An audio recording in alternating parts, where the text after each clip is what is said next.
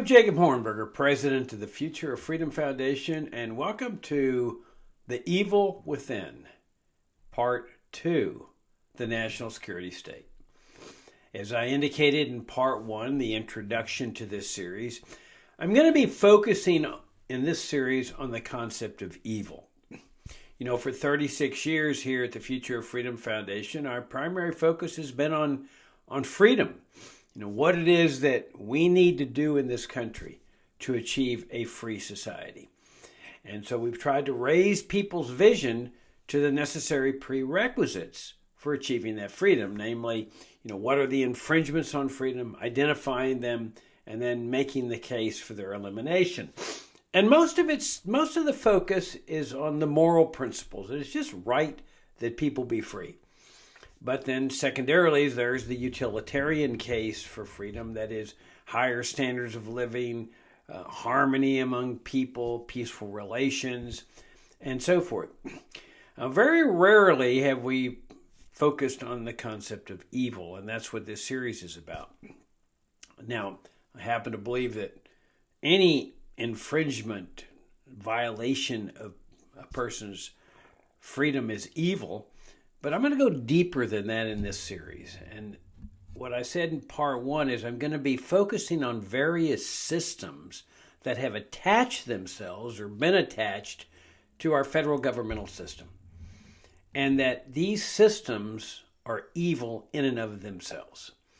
Keep in mind, I'm not going to be talking about which people involved in these are evil. Okay, it's pretty much a difficult process. What I'm going to be talking about is the evil institutions themselves, the systems that have attached themselves onto the limited government republic type of governmental system in which our country was founded. And I'm beginning with what I consider is the biggest and where evil is most concentrated in the federal government, and that's within the national security state. When Alexis de Tocqueville visited America in the 1800s, he said, "America is great because America is good. When America ceases to be good, America will cease to be great." And it is my contention that with the conversion of the federal government to a national security state type of governmental system, America ceased to be good. And this is partly because the American people, or I would say most Americans, decided that it was necessary to render their conscience to Caesar, to the state, and specifically the national security establishment. And so it is today that many Americans do not question anything the national security state does. They consider it a necessary evil. But God doesn't create a universe where evil is ever necessary. And so the American people brought into existence this national security state type of governmental system. They attached it onto our limited government republic governmental system. And then they just rendered their conscience so that they don't spend much time questioning anything the national security establishment does. There's sort of a resignation that we need this thing. It keeps us safe, keeps us secure from all these scary creatures in the world, and therefore we just have to accept the inevitable, that it's going to do some bad things, but that's not our responsibility. That's the mindset. That there's no exercise of conscience to decide whether these things are right or wrong, because the national security state is now considered to be a necessary part of America's governmental structure. Now keep in mind that America was not always a national security state. We began this country with what's called a limited government republic. Now, what's a national security state? A national security state is a type of governmental system with a vast, powerful, permanent military establishment or military intelligence establishment. In this country, that would be the Pentagon, the CIA, and the NSA. And to a certain extent, the FBI, and even to a further extent, ICE, the Border Patrol, the semi-militarization of American society, the DEA, for example. But the real focus of a national security state is the Pentagon, the CIA, and the NSA. After all, you could have ICE and the Border Patrol and the DEA and so forth without a national security state. It's just that the militarization that goes into the national security state has spilled over into these other areas, along with local police departments, as we've seen over the years, the militarization of the police department, where they take a lot of the equipment and weaponry and so forth that the military is getting rid of. As they acquire new weaponry and new equipment, they turn it over to the local police. Well, to put things in context in terms of evil, it's helpful to know who else is a national security state. China is a national security state, Communist China.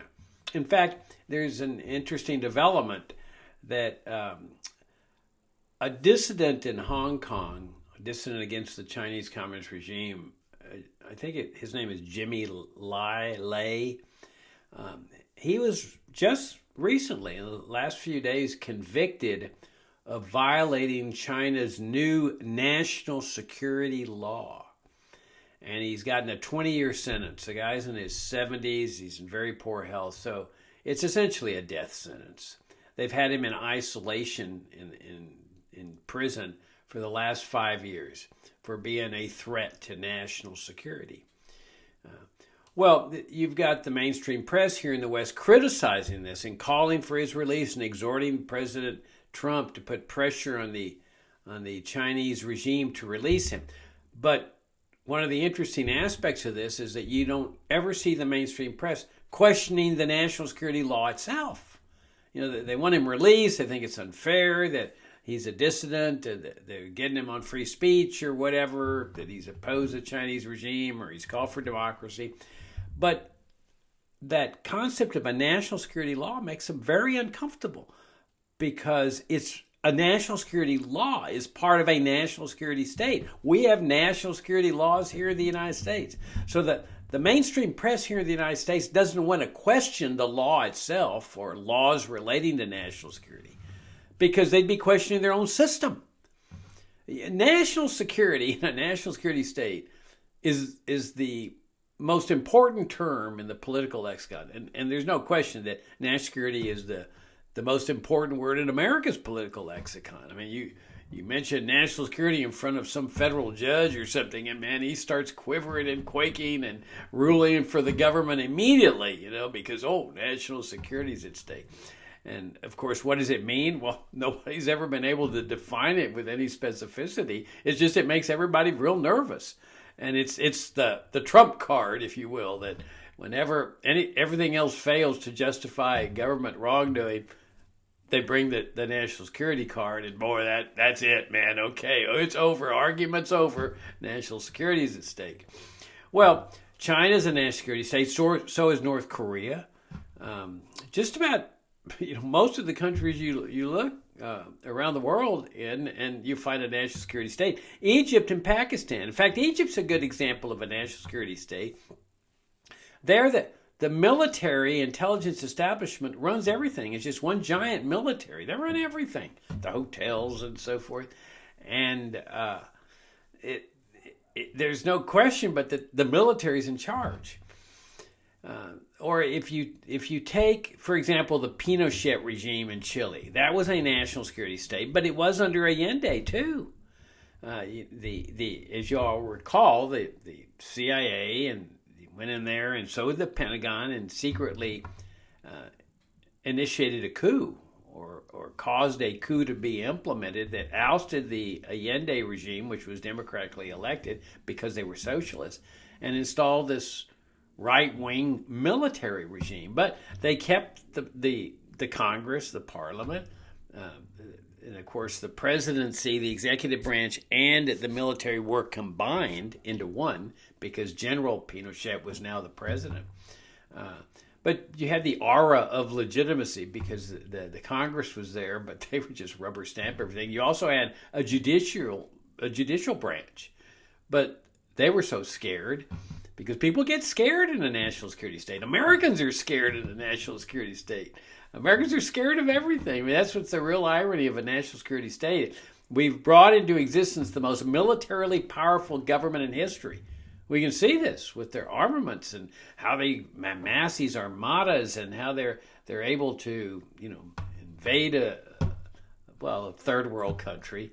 It's not great, some big military conquest, and they're not always successful, as we've seen in Afghanistan and Iraq and Vietnam and so forth. But on third world countries like Chile or Mexico or whatever, I mean, it's a cakewalk for them. But it shows you that the power of this massive military armada, which it's maybe exercised overseas, but the reason it's so evil is that it's really a destroyer of our own freedom.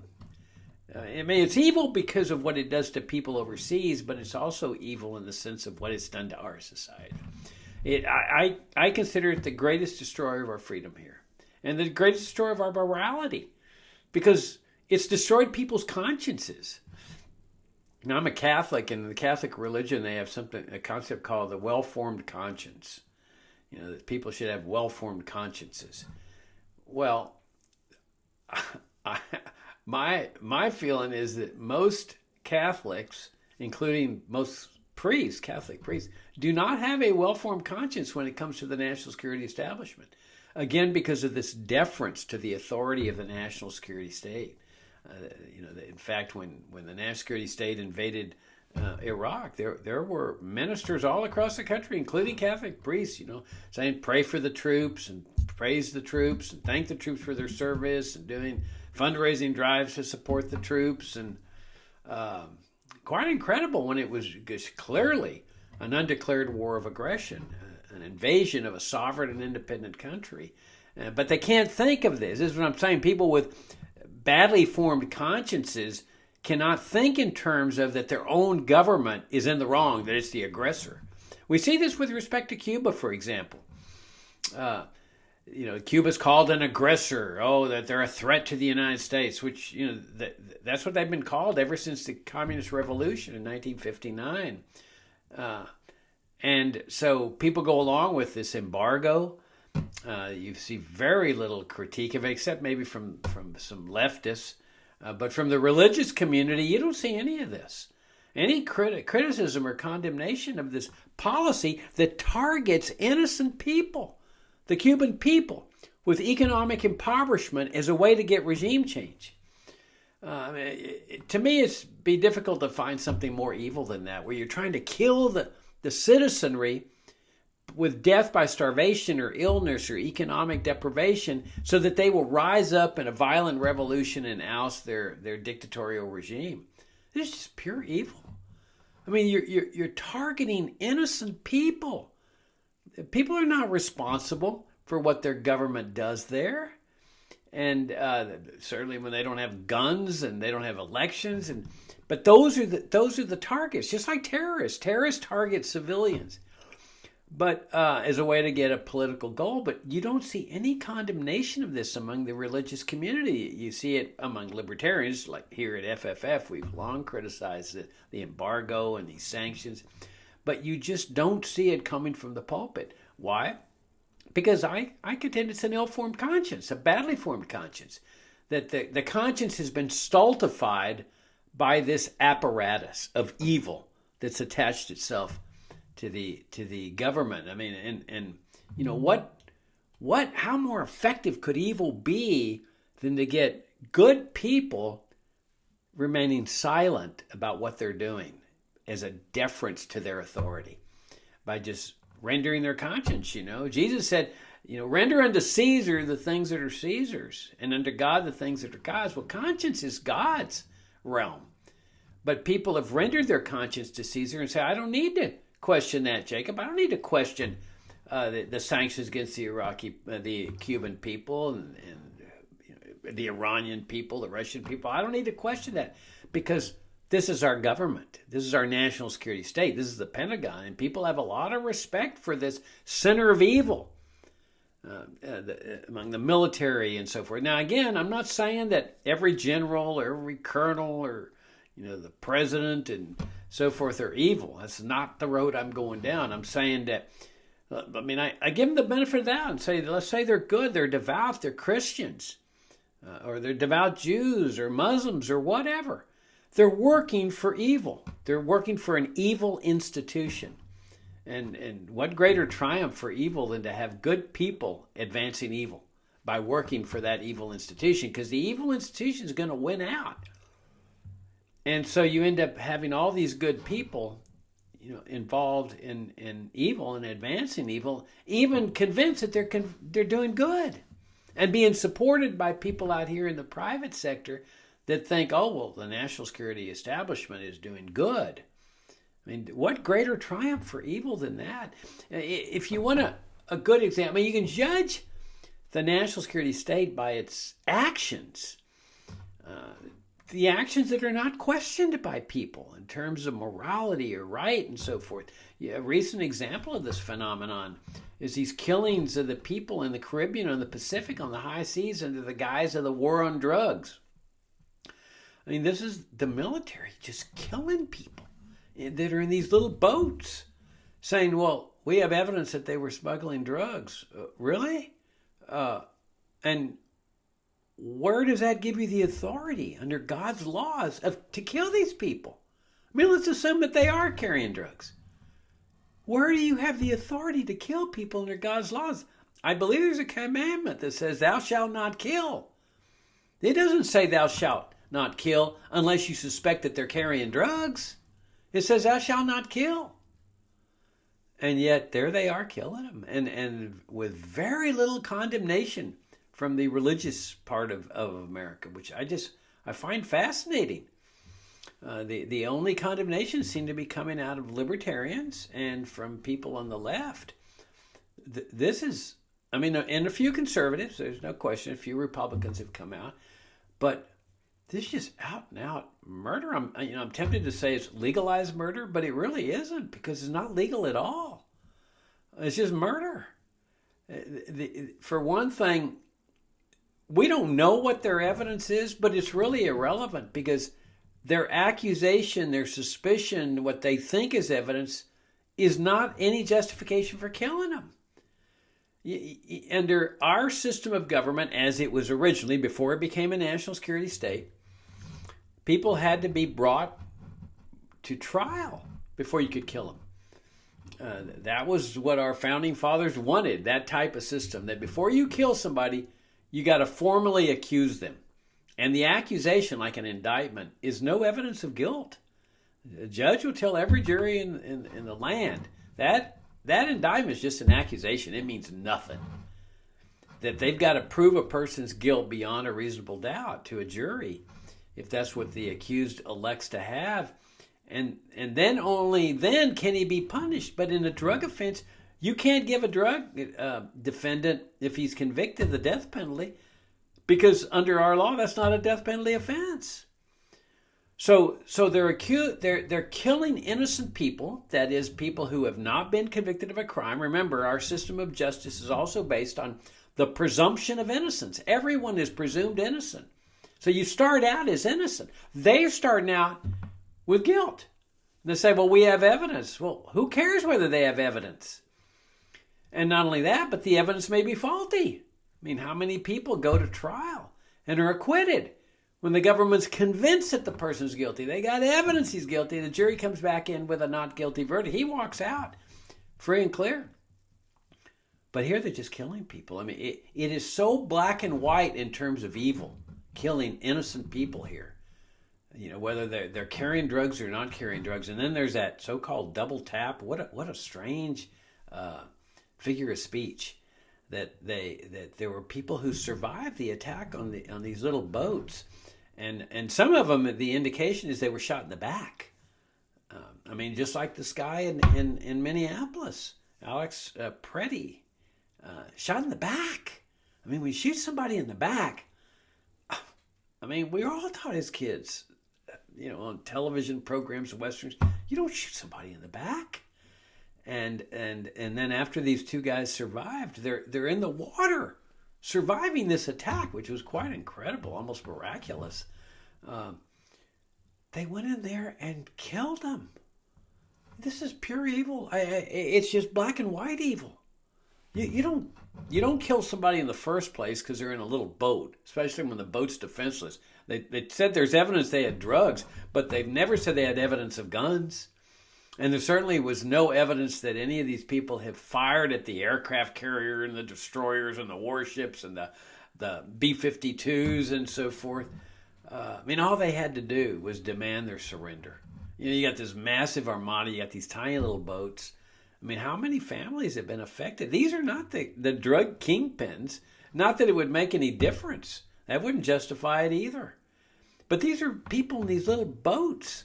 How many families in Venezuela and elsewhere have been affected by this? Their breadwinner. How many people in those boats were actually fishermen?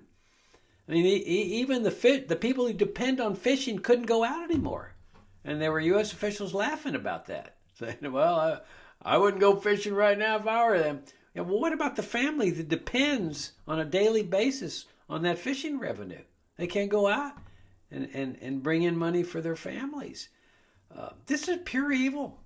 And by their fruits, you should know them. This is the national security state. Now, we were warned about this, though. The founding fathers were totally against national security states, and the American people were too. They hated this concept. In fact, they operated under the Articles of Confederation from the time of the Declaration of Independence was signed up to around 1789, something like that, 1790. When they went over into Philadelphia for the Constitutional Convention, it was to modify the Articles of Confederation, where the federal government was so weak, get this, it didn't even have the power to tax. Imagine, the federal government operated for about 11 years with no power to tax. And so there was no military establishment in that system to speak of. And so they go in there and they come up with a constitution. Well, if the Constitution had proposed a national security state form of government, I can guarantee you it would have been rejected easily. There's no chance that the 13 colonies or 13 states at that point would have adopted it, because they were against what they called standing armies, which was just their figure of speech, their term for a national security state. If you look at the Pentagon, the CIA, and the NSA, it's really one great big military establishment. Now, they divide it into three parts, but they don't need to do that. They could be like Pakistan and just have one giant military, and as part of that military, you've got intelligence, you've got the Air Force, you've got surveillance, spying, everything. But for efficiency's sake, the huge national security state has said, okay, here's CIA, NSA, Pentagon. And then you've got just this vast military establishment, military intelligence establishment that encompasses the Pentagon, the vast military industrial complex, all the CIA operations, the NSA operations. But this was what they were talking about when they said standing armies. They were fiercely opposed to standing armies. Why? Because they knew that historically, national security states were the biggest threat to the freedom and well-being of the citizenry. Okay, and you can look up quotes on it. I drew up a list of quotes on FFF's website. You can do Standing Armies, FFF.org, or Hornberger, where a lot of the founding fathers, Madison, others, said, if you have this huge standing army, what chance do the civilians have to stand up against it? It's not exactly a fair fight here. And that once you bring this thing into existence, there's going to be your destroyer of your freedom. And because that's what historically has always happened. When you have a vast permanent military establishment, the people end up losing their freedom, which is exactly what's happened to the American people, which I'll explain in a minute. And so the founding fathers were totally opposed to this thing. And so America goes with a limited government republic, which has Still has a military force, but it's a relatively small military force. Certainly can't go abroad and get involved in European wars or Asian wars or foreign wars. Just not that large enough. And it wasn't large enough to threaten the liberty and the well-being of the American people. People weren't scared of it, as they are today. And you had this process that was based on voluntarism. There was no conscription.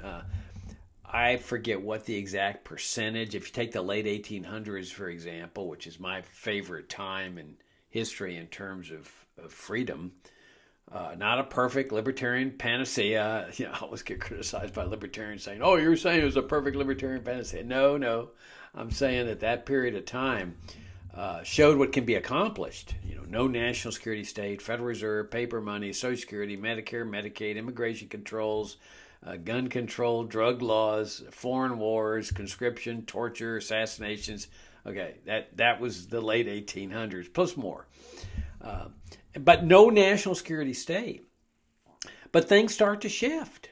And you see that shift taking place with the Spanish-American War. I mean, you saw it to a certain extent with the Mexican War, which was clear-cut, provoked war of aggression designed to steal the northern half of Mexico, which we're still living with today. Americans don't realize that all that territory out in the west and the southwest and Texas and so forth was the northern half of Mexico. But in any event, you get the Spanish-American War, which starts this shift of the status. The status were shifting America to a welfare state, a regulated economy, a managed economy. That comes into fruition in the 1930s. But in the late teens, you've got intervention into World War I, which sets the basis for intervention into World War II. And then you get the formal conversion of the federal government to a national security state. And this is after World War II. And the ostensible rationale was, well, okay, we've beat the Nazi regime, congratulations, but unfortunately, you can't rest. We can't rest because now it turns out we're facing a more dangerous foe than even Nazi Germany, and that's the Soviet Union, communism. And ironically, the Soviet Union had been a partner and ally of the United States during World War II, but now they were converted into an official enemy, and that begins the Cold War, the anti-communist crusade, which ironically Hitler was involved with. Hitler hated communism in the Soviet Union as much as the U.S. would after Hitler was eliminated. And so that the Soviet Union, which had been Hitler's enemy, became America's enemy. And that's what justified this conversion. The idea was that we can't defeat communists. The idea was the communists are coming to get us. Okay, they're surrounding us. They end up going into Cuba, and they're everywhere. The Reds are everywhere. This was the whole Cold War concept. And that if we don't do something to stop this, America's going to turn red. They're going to start taking over the public schools. They're going to take over the federal government. We're going to be run by the communists. We're going to be governed by the communists. It's going to be a communist world. And so the only way to prevent this is to become like the communists and become a national security state, where the government now has omnipotent powers. And under a limited government republic, the government's powers are limited. And that was why our American ancestors accepted it. They said, okay, the Constitution limits the powers of the federal government very strictly. But to play it safe, our American ancestors said, we want that document amended to make it clear about these limited powers. And that's what the First Amendment, Second Amendment, all the amendments are all about. They're like this straitjacket saying, your powers are limited, period. And among those powers was, you will not kill people without due process of law. And due process of law meant a formal notice of charges and a trial. In our case, a trial by jury, if that's what the person elects. And that's clear. They were concerned about it because they'd seen throughout history where you had standing armies and powerful rulers, kings, that would just kill citizenry, especially citizenry that resisted them or opposed them or tortured them. Tower of London, y'all have heard of the Tower of London, and or seize their property. But people didn't object. They just deferred. This was, the power of the king. They were subjects. They were serfs. They were owned and controlled, and everybody just accepted this as a way of life. The notion that they have rights that exist independent and superior to the king. Oh my gosh, that was a shocking notion. Everybody was subject to the ruler, the king, or the kingdom, and so they submitted to it. So if the king came and said, "We're going to take your wife and rape her," that was it. I mean, y'all, I'm sure, have seen the movie Braveheart. There's that scene where they came over and sees this guy's new wife on her wedding day and said, "This is our prerogative to rape the woman before she has sex with her husband." And they had the swords, they had the weaponry. There was nothing the husband could do about it, or his friends. This is the omnipotent government that our founders did not want, where people could kill or torture without due process of law. And but when the national security state comes into existence, all that goes out the window, simply by the practicality of this powerful part of the federal government. It's essentially another branch. Now, they play this charade that the Army's under the executive branch. It's just a charade. Those of you that have been with us a long time know that I've long recommended a book by Michael Glennon. Glennon talks about the national security state. It's called National Security and Double Government. I highly recommend it. I've recommended it in the past. I hope you guys have followed my recommendation and read this book. It's very profound. Glennon's not some quack. Glennon is a professor of law at Tufts University. He served as counsel for the Senate Foreign Relations Committee. And his thesis is a very disconcerting one. It's that the national security segment of the government is the one actually running the government, simply because of its power. The overwhelming power of these tanks and armadas and so forth. They wield the power. And the other branches, the president, the judiciary, and the congressional branch, defer to them. Now, as Glennon points out, the national security branch lets them have the veneer of power, because they want the American people to think like everything's the same as it always has been, that it's the same government, nothing's changed. Okay, and so the president, is given this authority to be out there in the front, which is very interesting because Trump campaigned on being against all this stuff. The deep state. Remember the deep state, when he would decry the deep state and said he was going to drain the swamp and everything? That's all out the window. I mean, he's over there leading the charge on these killings in the Caribbean and the Pacific and the intervention in Venezuela and the bombing of Iran. And so that you can say, well, he's a very powerful man and he's leading the charge here. And yeah, that's certainly possible. But in my opinion, there's another possibility, that he has been absorbed by the national security branch of the government and that they are the ones leading the charge and he's carrying it out. But they let him have the veneer that, boy, he's in charge. They let the Supreme Court have the veneer. But notice the Supreme Court's not getting involved in this. Long ago, they said, we're not going to interfere with things that the national security state is doing, especially in foreign affairs. Not going to touch it. They said, oh, it's the political questions doctrine. They said, we're not competent to decide things like, assassinations, whether they're right or wrong and so forth. We just have to stay out of this. Well, but it's their job to enforce the Fifth Amendment. I mean, that's their job. But they come up with this ridiculous concocted doctrine, the political question doctrine, where they say, oh, no, we're not competent. We can't check and guess. Well, the only reason they say that is because they know that the military would not countenance, would not tolerate a court opinion. And so they don't want to create a constitutional crisis. The court doesn't want to do that by ruling against them. And so they just bow out of this.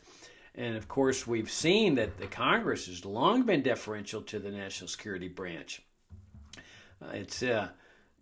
Not only are there many veterans in there, and veterans of the CIA in Congress, and they all defer to the national security branch, But there's also they had this ingenious system where they were putting military installations as part of this vast permanent military establishment in every congressional district.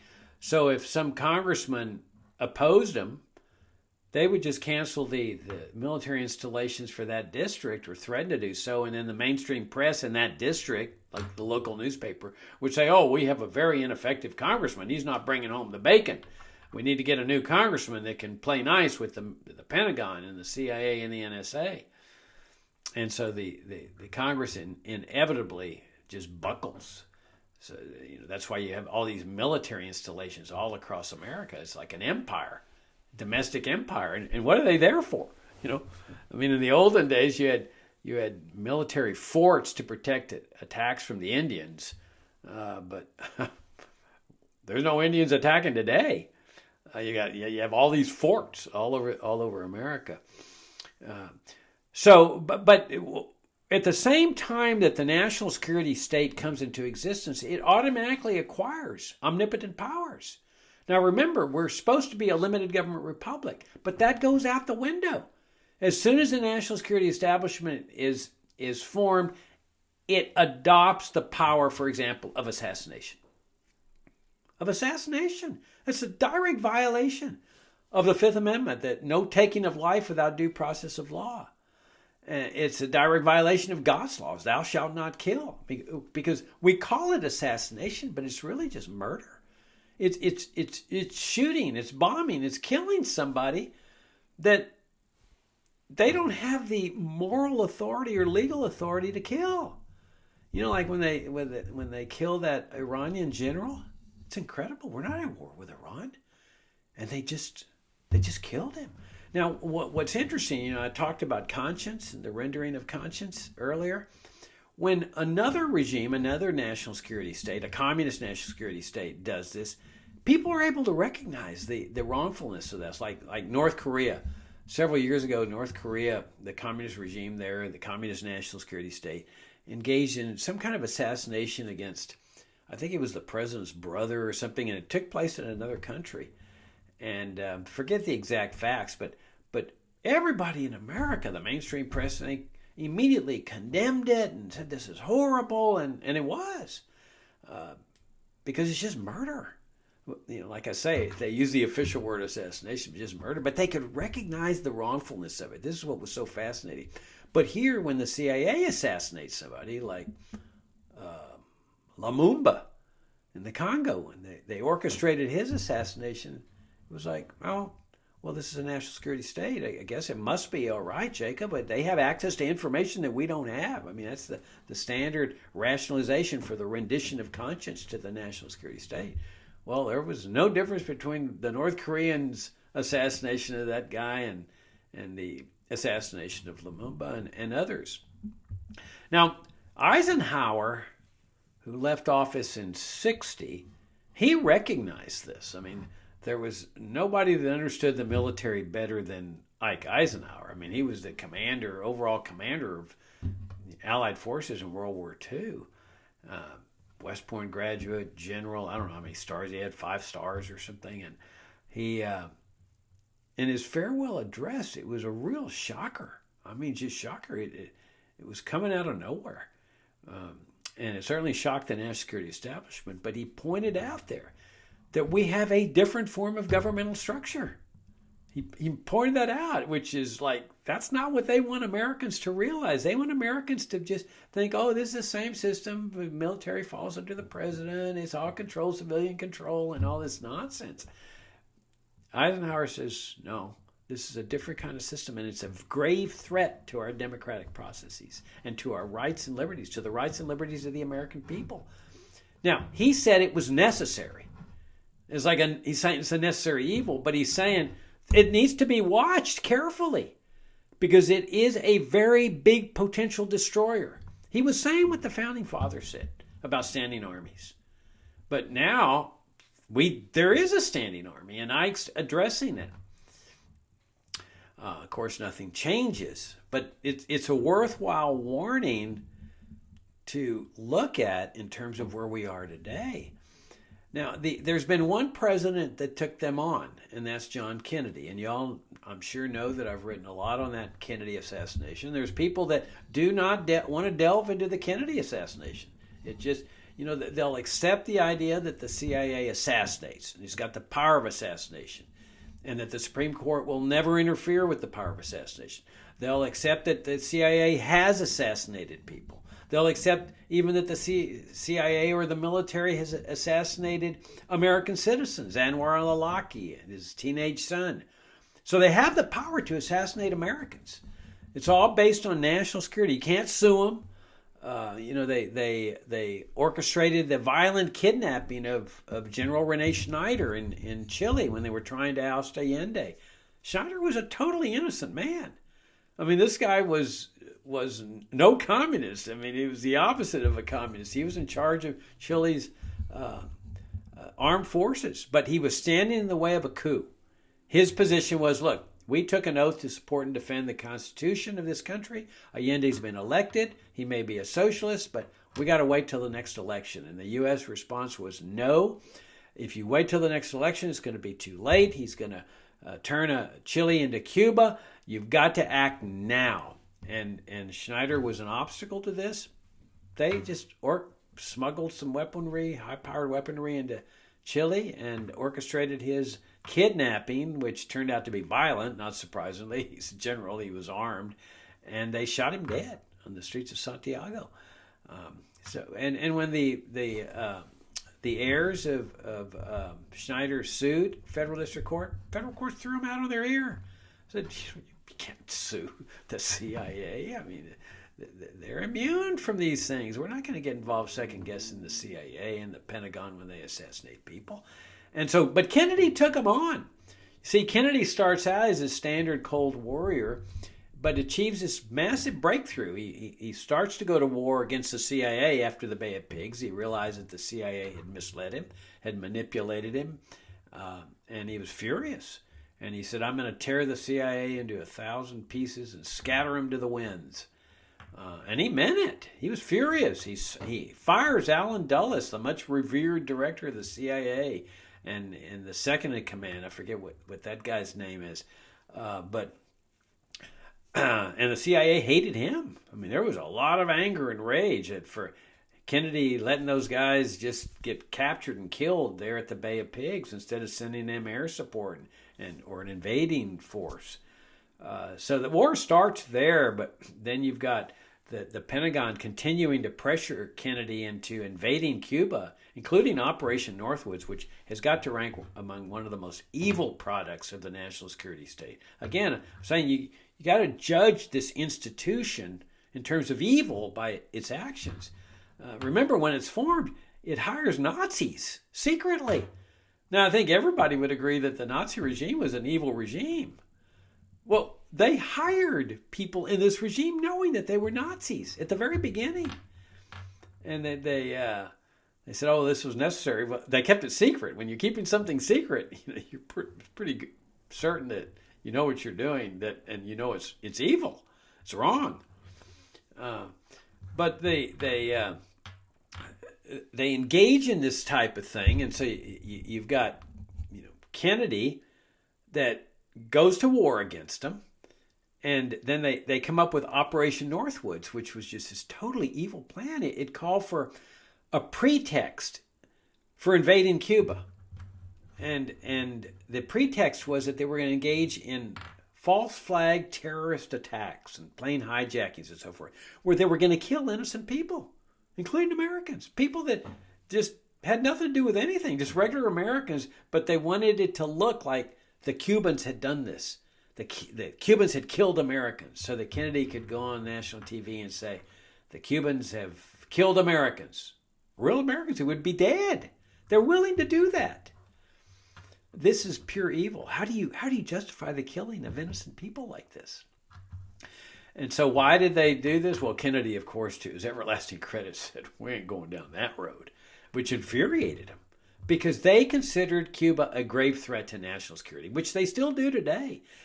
And that returns us to the whole rationale of the conversion of the federal government to a national security state. And that was the Cold War, the communists are coming, the Reds are coming. They saw Reds everywhere. Hollywood, that was what Dalton Trumbo was all about, trying to destroy people in Hollywood because they had supposedly had connections to the Communist Party. Well, so what? They were hauling people before Congress. Have you ever been a member of the Communist Party? So what if they had? In a free country, you got a right to join whatever political party you want. You don't have to justify your beliefs to some government official. But you did during the national security state era. Everything changed, remember. And so there was spying on Americans. There was destroying of Americans. There were right-wingers that even considered President Eisenhower to be an agent of the Reds.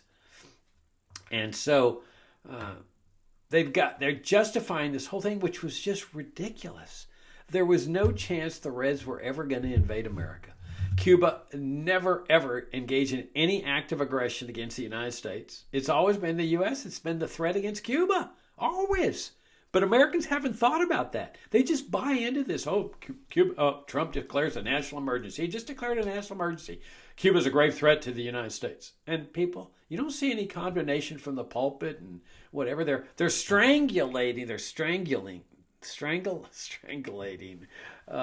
the Cuban people with these sanctions and oil embargo and the big embargo. And it's like, how do you justify doing this to innocent people that you don't see any condemnation from the pulpits? The Cuban people are suffering mightily. They don't know what's going to happen tomorrow. They depend on this oil that has been coming from Venezuela and from Mexico. And now that's been shut off, and now you've got a massive crisis there. And all you have U.S. officials saying, this is great, the Cuban regime's going to fall. Well, before it falls, there's going to be people falling. But it's like, you don't see any revulsion against this. You didn't see it either with the sanctions against the Iraqi people. Remember when Madeleine Albright was asked whether the deaths of 5 million Iraqi children from the sanctions was worth it, meaning worth regime change? And she said, yeah, it's worth it. What? Now, I don't know if those sanctions killed 500,000 Iraqi children, but I know that she didn't question it. Sure, so what? That's evil. I mean, to me, it's just the very essence of evil. How can you say the deaths of 500,000 of children are worth it? But there was no revulsion in the mainstream press. When she said that was the official mindset of the U.S. government. You didn't see any revulsion among the pulpits. I certainly never heard any condemnation in any of the masses I went to in my church as a Catholic. It was like, oh, this is the national security state doing this. And we've got to render our conscience unto Caesar, under the national security state. So it was all a bunch of bull. And same with NATO. Oh, they formed NATO to protect Western Europe from the communist threat the Soviet Union is going to invade. This is pure nonsense. The Soviet Union was destroyed by the Nazis. Their entire industrial capacity was destroyed, flattened. I don't know how many tens of millions of people they lost, but it was enormous. The last thing they wanted to do was invade Western Europe, especially because they knew that the U.S. would come to the support of Western Europe. And U.S. had nuclear weapons by this time. It was the only nation that had nuclear weapons, and the willingness to use them against areas of populated cities like Hiroshima and Nagasaki. You think the Soviet Union was interested in invading Western Europe under those circumstances? Ridiculous. But they formed this NATO, this fear-mongering. You see, the Reds are coming, to justify the existence of this national security state along with its ever-growing power and tax-funded largesse. That's the corner of the realm of this evil institution. It's fear. You got to keep people afraid, even if you have to produce the reason for the fear. Like communism or whatever. I mean, North Korea. We have to go to Korea because if we don't, the dominoes will start falling. We have to go into Vietnam to stop the dominoes from falling because the Reds will come and get us. And so there's always this fear thing. And I said earlier that Americans are a terrified people. Americans are scared of everything, despite the fact that they live under the most powerful government in history. Isn't that ironic? that the national security, we're protecting national security. Well, how come people are so afraid? They're afraid of illegal immigrants. They're afraid of the tattooed gang members who are coming to get them, supposedly coming to get them. Muslims are afraid of the terrorists, the communists. Who else? I mean, the narco traffickers, whatever the regime says, this is who you should be afraid of. Iran, China, Russia. These are now our official enemies. And Kennedy saw through this thing. That was one of the great things about John F. Kennedy. I mean, I know he was a leftist. He was a liberal. He, favored Medicare and Medicaid and the whole welfare state. But he did what no president has done, except since the conversion, except maybe Eisenhower, because Eisenhower talked about it in his farewell address. But it took a while for Kennedy to figure it out. But by the time of the Cuban Missile Crisis, when the generals were in the whole CIA and the national security establishment was saying, you got to invade Cuba. Now we don't need Operation Northwoods anymore. We got your excuse. You've got nuclear weapons there that the Soviets had put there.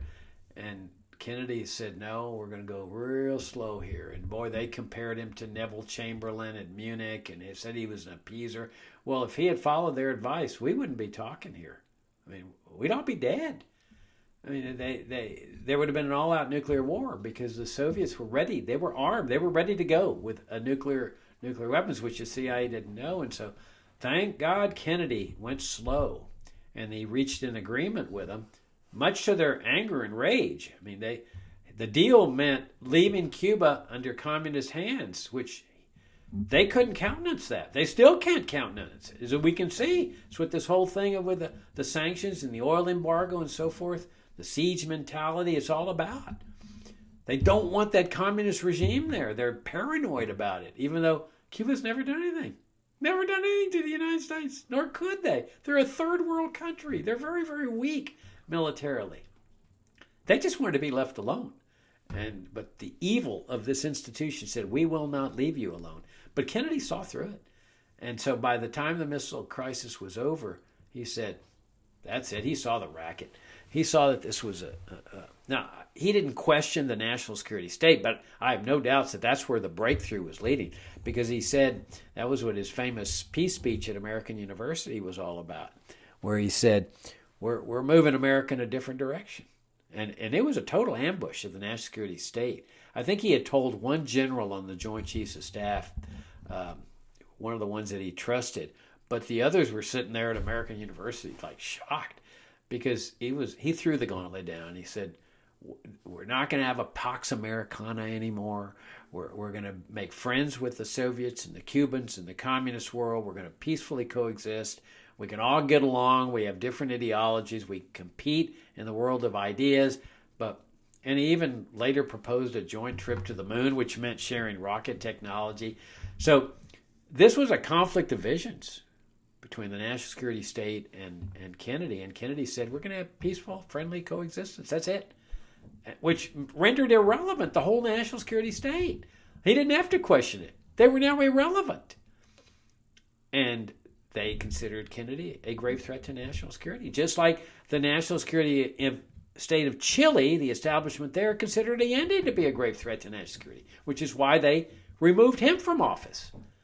And so they did it here in the United States 10 years before.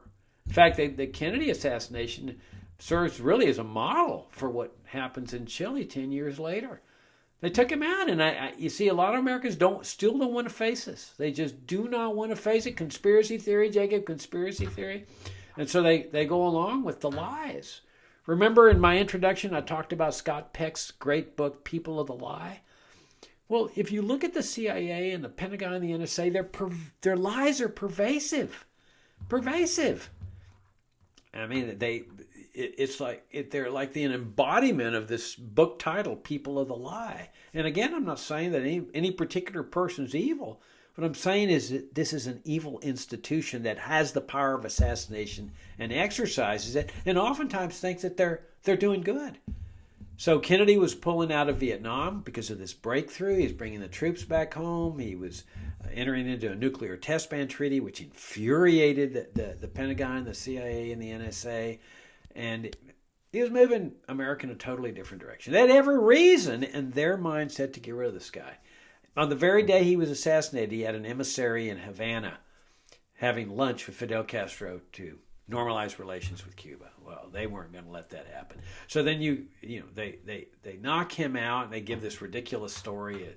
But they know that people are going to accept the lies. There's always going to be a large number of Americans accept lies because this is the national security state to which they defer. So they come up with this ridiculous lone nut, former Marine. Imagine a former Marine who's a communist. How many communists do you know who are Marines? And then the magic bullet. No matter how ridiculous the magic bullet theory is, Americans will believe it. Okay, that was their attitude.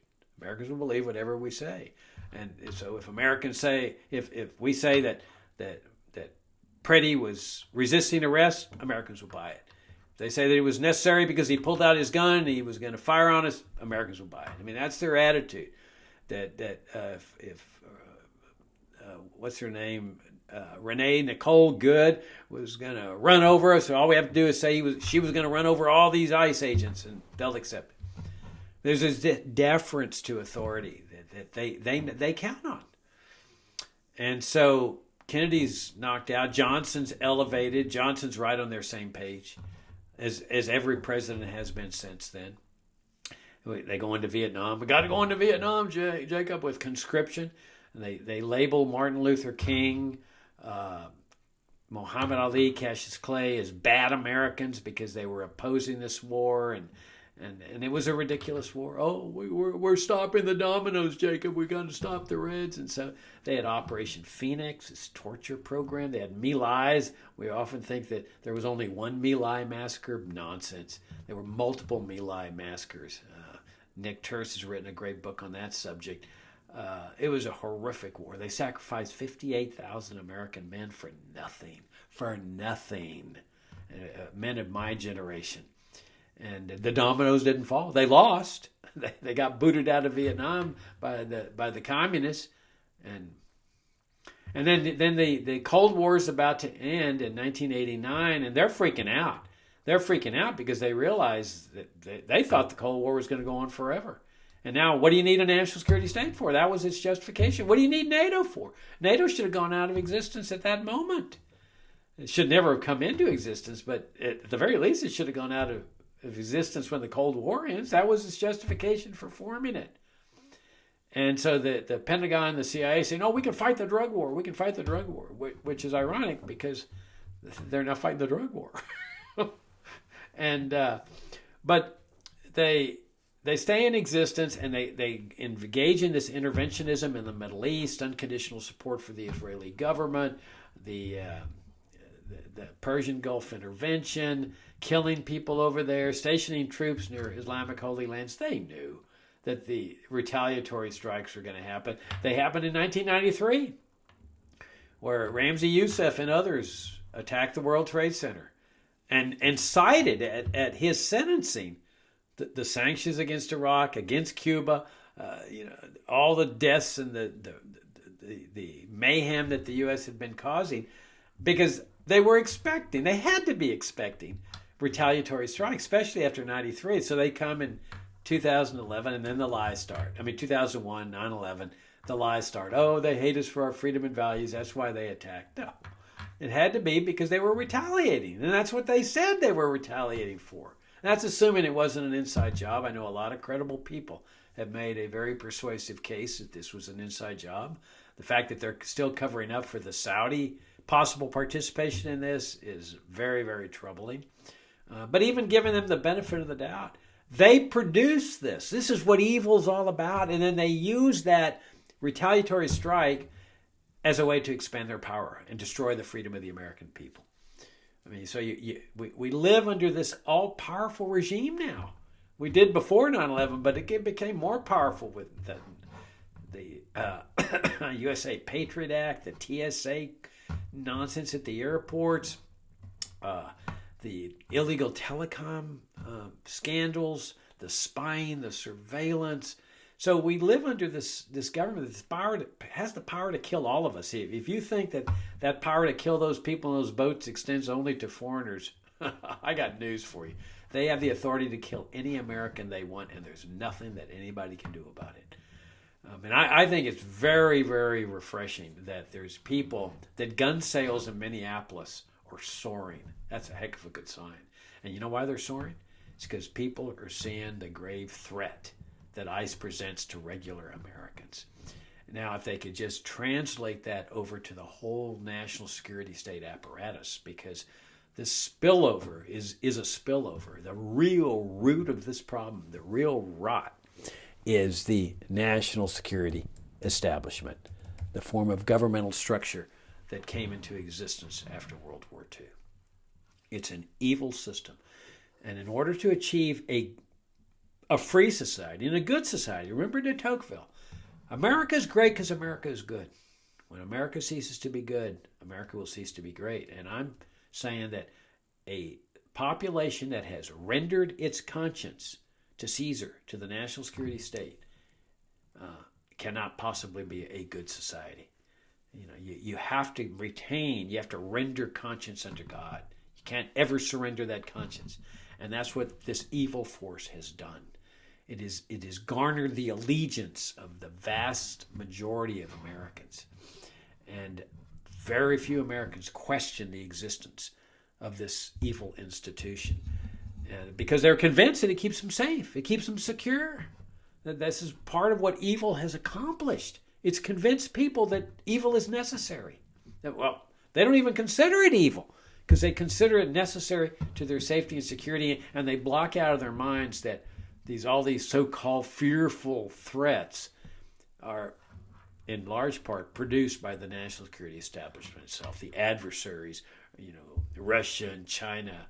I mean, that's what NATO did after when the Cold War ended. They weren't about to let go of Russia and China as their official enemies, North Korea and so forth. I mean, NATO keeps moving eastward, even though diplomats had promised the Russians, we won't do that. They should have abolished NATO, but instead they said, we'll keep it right here.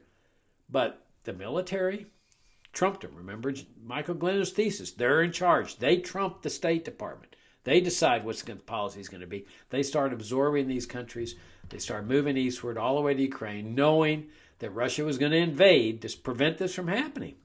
Just like the national security state here will not permit Russia or China to have regimes over here on this side of the world, or alliances and friendships and so forth. They won't permit that. Russia's more paranoid than we are. The Reds are coming, the Reds are coming. Russia's more paranoid, and they have reason to be paranoid because the Germans invaded their country and devastated it. And Germany's part of NATO. I mean, if you were a Russian, would you want the U.S. government on your borders? The German government on your borders with nuclear weapons? But Kennedy understood this. This is why when he cut that deal with the Russians, he says, okay, I'll take our nuclear weapons out of Turkey. I can understand your point. We don't like your nuclear weapons over here pointing at us. I can understand why you don't want our nuclear weapons pointed at you from Turkey. But you don't see that mindset here.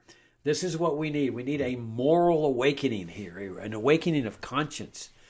And I'm not saying that eliminating the national security state is a sufficient prerequisite. There's a lot of other malignant systems here that are evil that I'm going to be discussing as we go along. I'm saying that it's a necessary prerequisite because this is where evil has most concentrated itself by attaching itself onto the federal government in the form of a national security state. Thank you for tuning in. I look forward to talking to you in the next part.